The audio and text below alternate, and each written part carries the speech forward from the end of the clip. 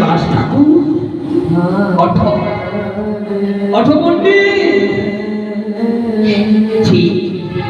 যে বৈষ্ণবী করেছে অপমান, যে তোমার এই ধর্মকে চূর্ণ করার জন্য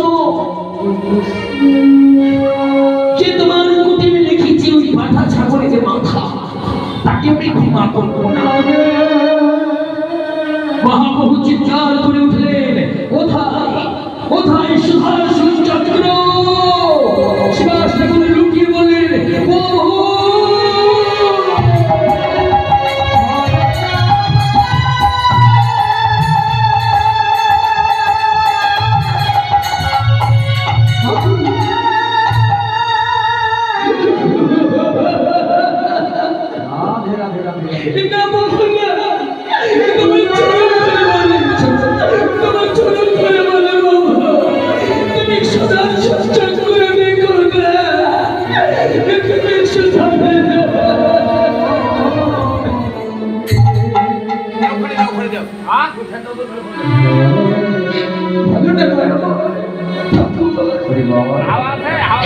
তুমি কি ভুলে গেছো?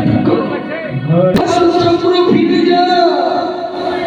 তবে শোনো শোনো ভক্ত শিবাস, কথা দিলাম যে তোমার মতো ভক্তি করেছ অপমান, তাকে আমি ক্ষমা করবো না, ক্ষমা করবো না, করবো না, করবো না।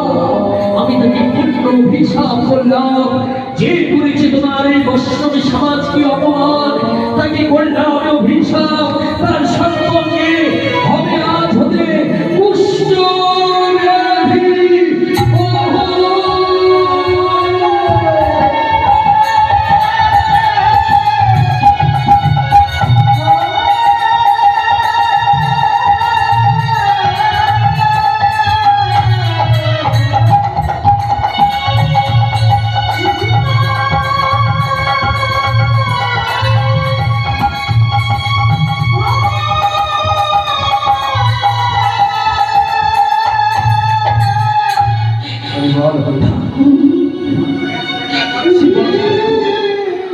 শিবাস ঠাকুর আমার কাঁদতে কাঁদতে বললেন, ঠাকুর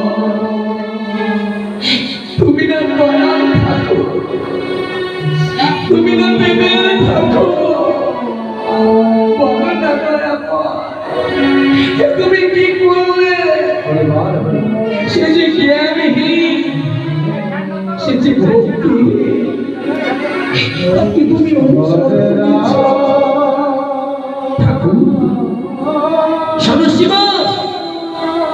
অগণিত ভক্তগণকে নিয়ে আমরা ঘরে ফিরে যাই।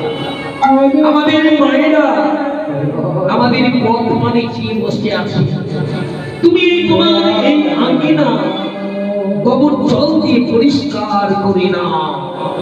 আমরা আসি আসি আবার আসবো আগত নিশি প্রভাত কালে।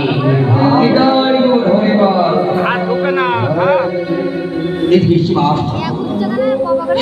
মনে মনে কাঁদছে, আমি কেমন করে আমার এই ভালো কথা গুলিয়ে পরিষ্কার করে নেব। এক চারালের মেয়ে ছিলেন বাবা, এই কলিযুগের চারালের মেয়ে ছিলেন। মহাপ্রভু মানে জাতির ভিতরে কোনো বিচার করেনি তো। কাঁদতে কাঁদতে শিবাস ঠাকুর বলে উঠবে, কেউ আছো মা? তোমরা নেই, আমার এই তালা পাতা কুটির গোবর জল দিয়ে পরিষ্কার করে নেবে। শিবাস ঠাকুরের দুঃখ সইতে না পেরে এক মা ছুটে গেলেন, বাবা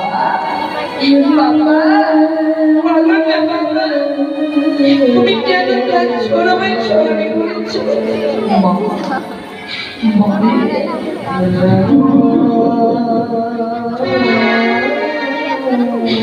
আমি কেন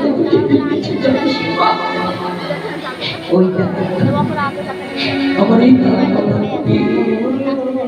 আমি কৃষ্ণ নাম হরি নাম করি বলে যেন অপবিত্র করে যায়।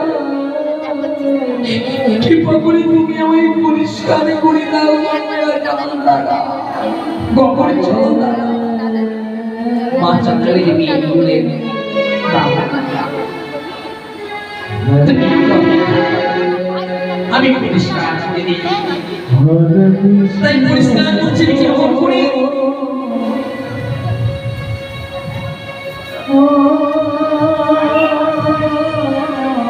গঙ্গা জল গোবর জল দ্বারা ওই পাঠান ছাগলের কাটার মাথা খুলে গঙ্গা জলে ফেলে দিয়ে গোবর জল দ্বারা পরিষ্কার করছে।